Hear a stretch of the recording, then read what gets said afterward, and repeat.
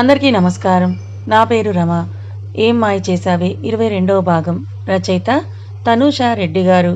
Friends, కథ చదవడం start చేసిన వెంటనే వీడియోకి ఒక లైక్ చేయండి. ఇన్ని రోజులు నువ్వు ప్రాణంగా ప్రేమించిన రిషి నీకంటే తనే నిన్ను ఎక్కువగా ప్రేమిస్తున్నాడు. తను నీ కోసం అన్నీ వదిలేసి వచ్చాడు. అతని ప్రేమే గొప్పది. నీ ప్రేమతో పోలిస్తే నీతో పాటు నీ రెస్పాన్సిబిలిటీ కూడా రిషి తీసుకున్నాడని ప్రణవి అంతరాత్మ అంటుంది. తల పగిలిపోతున్న ఫీలింగ్ కలుగుతూ ఉంటే, నువ్వు నా రిషిని నా నుంచి దూరంగా చెయ్యాలని చూస్తున్నావు. గెట్ లాస్ట్ అని గట్టిగా అరుస్తుంది ప్రణవి. అద్దంలో తన అంతరాత్మ మాయమై తనలో ఇన్సెక్యూరిటీ ఫీలింగ్ చేస్తే బెడ్ మీద వెల్లగిలా పడుకొని ఏడుస్తున్న నిద్రలోకి జారుకుంటుంది. ఫోన్ ఛార్జ్ లేక ఆఫ్ అయిపోతే రిషి చేసిన కాల్ తనకు చేరదు. దాంతో రఘు గారికి కాల్ చేస్తాడు రిషి. చెప్పండి బాబు అని రఘు గారు అంటే, అంకుల్, ప్రణవి ఏం చేస్తోంది? ఫోన్ చేస్తుంటే నాట్ రీచబుల్ అని వస్తోందని రిషి అడిగితే తను గదిలో ఉంది, ఒక్క నిమిషం ఉండని ప్రణమ్మ రిషి బాబు ఫోన్ చేశారని రఘు చెప్తే బెడ్ మీద నుంచి ముడుక్కొని పడుకున్న ప్రణవి లేచి ఫేస్ వాష్ చేసుకొని డోర్ ఓపెన్ చేస్తుంది. ఫోన్ తీసుకొని హలో అని ప్రణవి లో వాయిస్తో అనగానే ఆమె గొంతులో ఉన్న బాధని పసిగట్టిన రిషి ఏమైంది ప్రణి, వాయిస్ ఎందుకు అలా డల్గా ఉందని అడుగుతాడు. Rishi nothing Rishi, just headache అంతే, సారీ మొబైల్ ఛార్జ్ చేయడం మర్చిపోయానని ప్రణవి అంటే సరే తిన్నావా అని అడుగుతాడు రిషి. మరి నువ్వు అని అడుగుతుంది ప్రణవి. Just now. ఏం చేస్తున్నావు నువ్వు అని రిషి అడిగితే ఏమీ లేదు, నీ గురించే ఆలోచిస్తున్నాను. రిషి ఇంత మంచి బంగారం ఎప్పుడు అయ్యారు అని ప్రణవి అంటుంది. అచ్చా, మరి అంతగా చించకు, చిప్పు దొబ్బుద్ది అని రిషి వెటకారంగా అంటే, రిషి ఒక్కసారి కూడా నువ్వు నన్ను టీస్ చేయకుండా మాట్లాడలేవు కదా అని అంటూ ప్రణవి ఏడుపు ముఖంతో అంటుంది. నువ్వు ఏడిస్తే నాకు బావుంటుంది ప్రణి. నీ కన్నీళ్లు చూసిన ప్రతిసారి నాకేదో డ్రగ్ ఎక్కినంత హాయిగా ఉంటుందని రిషి అంటాడు. దీన్నే శాడిజం లక్షణాలు అని అంటారని ప్రణవి అంటే, అవతల వైపు నుంచి చిన్నటి వానజల్లుల రిషి నవ్వు వినిపిస్తుంది. నువ్వు నవ్వావా అని ప్రణవి షాకింగ్గా అడిగితే, నేను నవ్వకూడదా అని రిషి అంటే, అది కాదు స్వామి, ఎప్పుడూ కూడా సీరియస్గా ఉంటావు కదా, అలాంటిది సడన్గా ఇప్పుడు నవ్వేసరికి ఒకంత ఆశ్చర్యం వేసిందని ప్రణవి అంటుంది. కామెడీ పీస్ను చూస్తే నవ్వే వస్తుంది మరి అని రిషి అంటే, అంటే నేను కామెడీ పీస్నా అని ఉక్రోషంగా అడుగుతుంది ప్రణవి. చిన్నగా అరవవే, నాకేమీ చెవుడు లేదని అంట రిషి. నువ్వు కామెడీ పీసే, దాంట్లో ఏమాత్రం కూడా డౌట్ లేదని డిక్లేర్ చేసేస్తాడు రిషి. పళ్ళు పటపట కొరుకుతూ ఉంటే, సరే అయితే బాయ్ అని కాల్ కట్ చేయబోతుంటే, కాల్ కట్ అయితే చస్తావని బేస్ టోన్తో వార్నింగ్ ఇవ్వగానే దడుచుకొని సైలెంట్గా ఫోన్ని చెవిలో పెట్టుకొని ఉంటే చిన్నగా నవ్వుతూ, ఇప్పుడు చెప్పు, ఏం చించావు ఇంతసేపు అని రిషి సీరియస్గా అడిగేసరికి, అది రిషి, నాకెందుకో ఈ మధ్య ఎక్కువగా ఇన్సెక్యూర్ ఫీలింగ్ వస్తుంది నీ విషయంలో. ఎక్కడ నువ్వు నాకు దూరం అయిపోతావో ఏమోనని భయంగా ఉందిరా అని ప్రణవి బేలగా అంటుంది. ఎందుకు భయమే నీకు?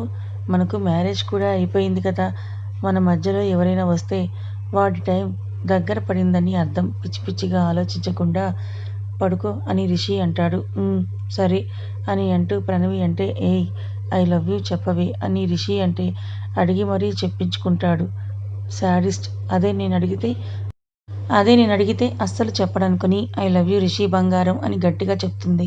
ఆ మాటకి రిషి పెదవులపై అందమైన నవ్వు చేరితే ఫీల్ లేదు. నెక్స్ట్ టైం బాగా ట్రై చేయని రిషి కేర్లెస్గా అంటాడు. బలుపు అని మూతి తిప్పి, నువ్వు చెప్పొచ్చు కదా అని ప్రణవి అంటే, నువ్వు అడిగినప్పుడు నేను చెప్పను, నాకు అనిపించినప్పుడు చెప్తాను, గుడ్ నైట్ అని కాల్ కట్ చేసి గార్డెన్ నుంచి విల్లాలోకి వెళ్తాడు. శాడిస్ట్ మొగుడు అని ముద్దుగా తిట్టుకుని రిషి మాటలతో ప్రాణం కాస్త కుదుట పడడంతో హాయిగా నిద్రపోతుంది ప్రణవి. రిషి ఎక్కడ తన బిజినెస్ని ఎక్స్పెండ్ చేసుకుంటూ బిజీ అయిపోతే అక్కడ ప్రణవి కూడా ఎగ్జామ్స్ మీద కాన్సన్ట్రేషన్ పెడుతుంది. చంద్రమౌళి గారు కూల్గా ఇన్ని రోజుల కష్టాన్ని మర్చిపోయి కొడుతూ అప్పుడప్పుడు మాట్లాడుతూ సలహాలు కూడా ఇస్తూ రెస్ట్ తీసుకుంటూ ఉంటారు. సునంద చాలా రోజుల గ్యాప్ తర్వాత ఆఫీస్కి రావటంతో ఆమెకి ఏమీ అర్థం కాక మొండి పట్టుదలతో ఆఫీస్ బాధ్యతలని తనే చూసుకుంటూ ఉంటుంది.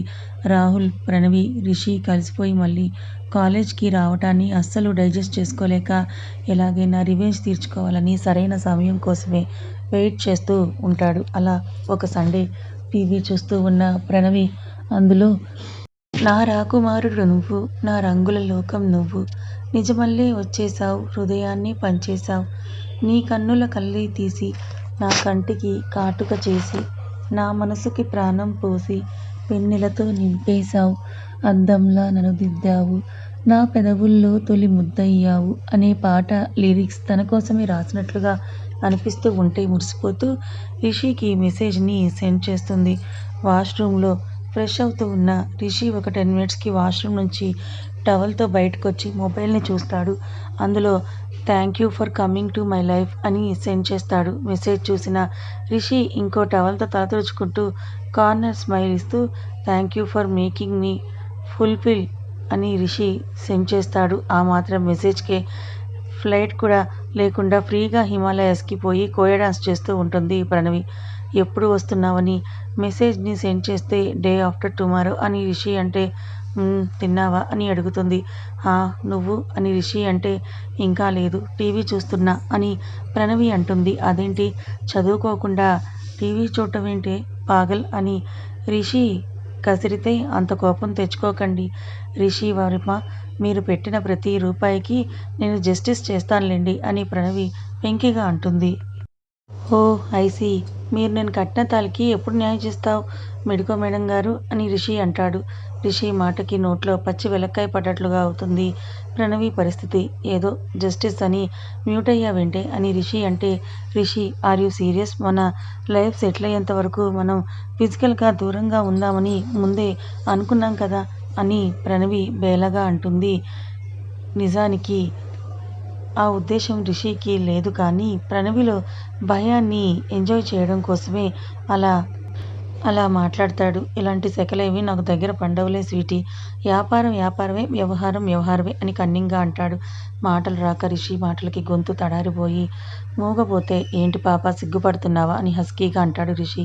రిషి అని చిన్నగా బేలగా అంటూ నాకు కొంచెం టైం కావాలరా, అర్థం చేసుకో అని ప్రణవి అంటే చిన్నగా నవ్వుకుంటూ నేను వచ్చాక ఈ డెబిట్ నీ బెడ్రూమ్లో కంటిన్యూ చేద్దాం, కానీ ఇప్పుడు గమ్మున తిని టీవీలో మంచి రొమాంటిక్ సాస్ చూసి కొంచెం చదువుతో పాటు రొమాంటిక్ సీన్స్ కూడా పెంచుకో స్వీటీ అని కాల్ కట్ చేస్తాడు. కట్ అయిన మొబైల్ వైపు చూస్తూ స్వీటీ అని స్వీటీగా అంటూ నాకు బీపీ పెంచాడు, నిజంగానే వచ్చాక నన్ను అప్పడం చేస్తాడా, అలా చెయ్యలే అని మనసు చెప్తున్న గత కాల స్మృతులు చేస్తాడని రీసౌండ్ వచ్చేలాగా అరుస్తూ ఉంటుంది. దేవుడా అని కుషన్ని గుండెలకు అడ్డు పెట్టుకుని తలపట్టుకుంటే ప్రణమ్మ అని పిలుస్తారు రఘు. టీవీ ఆఫ్ చేసి వస్తున్నా నాన్న అని డైనింగ్ టేబుల్ దగ్గరికి వెళ్తుంది. గట్టిగా 2 మాటలు కూడా నన్ను చూసి ధైర్యంగా మాట్లాడలేదు, అలాంటిది తిరిగి నాకే కౌంటర్ వేస్తోంది పాగల్ అని ముద్దుగా తిట్టుకుంటూ డ్రెస్ వేసుకుంటాడు రిషి. నైట్ రిషి చెప్పిన మాటలే ప్రణవి మెదడులో జీరగా లాగుతూ ఉంటే నిద్ర రాక బెడ్ మీద అటు ఇటు దొర్లుతూ ఎప్పటికో కళ్ళు మూస్తుంది.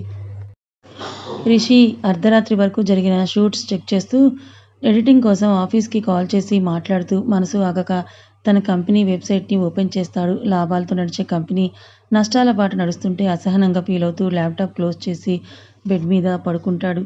నెక్స్ట్ డే మార్నింగ్ యాజ్ యూజువల్గా ప్రణవి కాలేజ్కి వెళ్ళిపోతే రఘు గారు ప్రణవిని డ్రాప్ చేసి షాప్కి వెళ్ళిపోతాడు. రిషి కొన్ని రోజులుగా తనని డ్రాప్ చేయడానికి రాకపోయేసరికి అతను లేడని కన్ఫర్మ్ చేసుకుని ప్రణవిని చూసి వెకిలిగా నవ్వుతూ బెంచ్ మీద కూర్చొని బుక్ చదువుకుంటూ ఉన్న ప్రణవి దగ్గరికి రాహుల్ విత్ తన బ్యాచ్తో వస్తాడు. హాయ్ ప్రణవి అని నవ్వుతూ పలకరిస్తే బుక్ నుండి చూపు మాత్రమే తిప్పి మళ్ళీ బుక్లోకి తలపెట్టి చదువుకుంటూ ఉంటుంది ప్రణవి. ఏంటి ప్రణవి, హాయ్ చెప్పినా కూడా తిరిగి విష్ చేయవు, నేను ఇంతకు ముందు నీతో రూడ్గా బిహేవ్ చేసినందుకు సారీ చెప్పాలని వచ్చాను, కానీ నువ్వేమో కనీసం నా వైపు కూడా చూడటం లేదని రాహుల్ అంటాడు. చూడు రాహుల్, నీ బోడి సారీలు నాకు అక్కర్లేదు, నీతో మాట్లాడాలని కూడా నాకు లేదు, జస్ట్ లీవ్ అని అరుస్తుంది ప్రణవి. ప్రణవి వైపే కోపంగా చూస్తూ దాన్ని అణుచుకుంటూ నువ్వు చాలా మారిపోయావు ప్రణవి, ఇంతకు ముందులాగా స్వీట్గా లేవు, ఆ రిషితో తిరిగి బాగానే చేంజ్ అయ్యావని రాహుల్ అంటాడు. జస్ట్ షటప్ రాహుల్, ఒక్కసారి చెప్తే నీకు అర్థం కాదా, నా జోలికి వచ్చి అనవసరంగా రిషి చేతిలో నీ డెత్ని కన్ఫర్మ్ చేసుకోకు. అయినా ఇదే కాలేజీలో ఎమర్జెన్సీ వార్డులో జాయిన్ అయ్యావు కదా, అప్పుడే మర్చిపోయావా నువ్వు అని నవ్వుతూ అంటుంది ప్రణవి. ఆమె చీత్కారంగా మాట్లాడుతూ ఉన్న మాటలే అతనిలో కోపాన్ని ఇంకా పెంచుతూ ఉంటే ఇప్పుడు తనని చూసి నవ్వుతూ ఉంటే ఒంటికి కారం పూసినట్లుగా అవుతుంది రాహుల్కి. ఏంటి రెస్పెక్ట్ ఇచ్చి మాట్లాడుతూ ఉంటే ఎక్కువ వాగుతున్నావు? ఇప్పుడు నీ రిషి ఇక్కడ లేడు. పెద్ద పతివ్రతల పోజు కొట్టకు. డబ్బులున్న రిషి గాన్ని లైన్లో పెట్టి బాగానే కథలు నడిపావు. కాలేజీలో నాకు జరిగిన అవమానానికి ఖచ్చితంగా నీ మీద నువ్వు ఎవరిని చూసినా ఇంత విర్రవీగుతున్నావో వాడి మీద దెబ్బ కొడతాను వాచిట్ అని అంటాడు రాహుల్. ఇంతలో అక్కడికి గౌతమ్ ప్రణవి కోసం వస్తూ రాహుల్ని దూరం నుంచే చూసి వీడేంటి ప్రణవి దగ్గర అని అనుకుంటూ రాహుల్ భుజం మీద చెయ్యేసి ఏం చేస్తున్నావురా నువ్విక్కడ అని కోపంగా అడుగుతాడు గౌతమ్. గౌతమ్ని చూసి కొంచెం వెనక్కి జంకి నీ గర్ల్ ఫ్రెండ్ చాలా రోజుల తర్వాత కనిపించింది కదా, ఒకసారి మాట్లాడదామని వచ్చానని bye Pranavi, see you soon అని అంటూ అక్కడి నుంచి వెళ్ళిపోతాడు. ఈడియట్ అని తిట్టుకుంటూ మీరేంటి ఇక్కడ గౌతమ్ గారు అని ప్రణవి అడిగితే ఏం లేదు ప్రణవి, రిషి ఒకసారి కాలేజ్కి వెళ్ళి నువ్వు కంఫర్ట్గా ఉన్నావో లేదో చూడమని హుకుం జారీ చేశాడు. ఎలాగూ ఇంటికి దగ్గరే కదా కాలేజ్, నిన్ను చూసి ఒకసారి మాట్లాడించి నీకేమైనా ప్రాబ్లం ఉందేమో అడుగుదామని వచ్చానని అంటాడు గౌతమ్. ఓ అలాగా అని అంటూ రమ్య ఎలా ఉందని అడుగుతుంది ప్రణవి. గుడ్, లంచ్ చేసావా అని అడుగుతాడు గౌతమ్. ఇంకా లేదు సార్ అని అంటే సరే పద నీకు కంపెనీ ఇస్తానని అంటాడు గౌతమ్. సరే అని ప్రణవి క్యాంటీన్ వైపు అడుగులు వేస్తూ గౌతమ్ గారు ఆ ఈడియట్ గురించి రిషికి చెప్పకండి అని ప్రణవి అంటుంది. ఎందుకు ప్రణవి అని గౌతమ్ అంటే తను ఇప్పుడే వర్క్లో పడిపోయి ఫుల్ బిజీగా టైర్డ్ అయిపోతున్నాడు, ఈ టైంలో ఇవి అవసరమా అని అంటుంది ప్రణవి. సర్లే, ఏదైనా ఇబ్బంది పెడితే నా నెంబర్ ఉంది కదా, నాకు కాల్ చేయి అని అంటూ క్యాంటీన్లో కూర్చుంటూ ప్రణవి తెచ్చిన బాక్స్ని ఇద్దరూ కలిసి షేర్ చేసుకుంటూ తింటారు. ఇంటికి వచ్చిన ప్రణవి ఆ రాత్రికి రిషికి కాల్ చేసినా కూడా అతను లిఫ్ట్ చేయకపోవడంతో బిజీగా ఉన్నాడనుకొని నిద్రపోతుంది. మరుసటి రోజు ప్రణవి ఇంకా నిద్రలో ఉండగా చల్లని గాలి ముఖంపై గిలిగింతలు పెడుతుంది. ఉప్చ్ అని అంటూ మూతి ముడిచి నిద్రపోతూ ఉంటే తనకి బాగా అలవాటైన స్మెల్ ముక్కు పుట్టాలని తాకి నడుము మీద భారం, ఆ స్పర్శ ఎవరో చెప్పకనే చెప్తుంటే చిన్నగా కళ్ళు తెరిచిన ప్రణవికి లైట్ లైమ్ ఎల్లో షర్ట్ని మోచేతుల వరకు మడిచి తననే ఆరాధనగా చూస్తూ ఉన్న రిషి కనిపించి నమ్మలేనట్లుగా కళ్ళు పులుముకుంటుంది. రిషి అని అంటూ పైకి లేచి షాకింగ్గా ఎప్పుడొచ్చావని మెరిసే కళ్ళతో అడుగుతుంది. ఎర్లీ మార్నింగ్ బేబీ, మొగుడు వచ్చి పక్కన చేరిన మెలకువ లేకుండా పడుకున్నావు, కొంచెం కూడా బుద్ధి లేదు నీకు, లేస్తావేమో అని చూస్తున్నా, ఉప్చ్ ఇంచు కూడా కదలకుండా పడుకున్నావు, ఇదేనా ఒక ఇండియన్ పిల్ల మొగుడికి ఇచ్చే రెస్పెక్ట్ అని అంటూ ఒక చెయ్యి తల కిందకి పెట్టుకుని మరొక చేత్తో ప్రణవి నడుము పట్టి తన పైకి లాక్కుంటూ అంటాడు రిషి. రిషి, నాన్న ఉన్నారు ఇంట్లో, ఏంటిది అని ప్రణవి కంగారు పడుతూ ఉంటే రిలాక్స్ బేబీ, అంకుల్ నేను చూసుకోమని చెప్పి బయటికి వెళ్ళారు కానీ చాలా మిస్ అయ్యానే నీ టచ్ని అని అంటూ ఆమె అంగీకారం లేకుండానే ప్రణవి పెదవుల్ని అందుకుంటాడు. నిమిషాలు భారంగా గడుస్తున్న ముద్దు వేగాన్ని అంతకంతకు పెంచుతూ ఉన్న రిషిని తాళలేక గుండెలపై కొడుతున్న అతనికి చీమ కుట్టినట్లు కూడా లేకపోవడంతో చెస్ట్ మీద గిల్లేస్తుంది. అబ్బా దెయ్యం, ఏంటే ఇలా గిచ్చావని స్కిన్ రెడ్గా అయ్యి మంట పడుతూ ఉంటే కోపంగా రుద్దుకుంటూ కసురుతాడు రిషి.